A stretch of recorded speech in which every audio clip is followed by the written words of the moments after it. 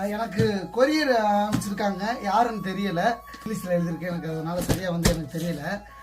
ரெண்டாவது, நீங்களாம் இது பண்ணுறீங்க, எதுக்கு சம்பாதிக்கிறேன், அவன் காசு பண்ணவன்ட்ட நிறையா இருக்குது, இவனுக்கெல்லாம் எதுக்கு நிறையா கொரியர் பண்ணுறீங்க அப்படின்லாம் கேட்குறீங்க. கஷ்டப்படுற பையன்தான். இதெல்லாம் சும்மா நீங்கள் அதெல்லாம் தப்பாக எடுத்துக்காதீங்க. இதெல்லாம் சும்மா 200 ரூபாங்க, கோயில் திருவிழாவில் வாங்கினது 200 ரூபா. இதெல்லாம் 50 ரூபா, இது 20 ரூபா.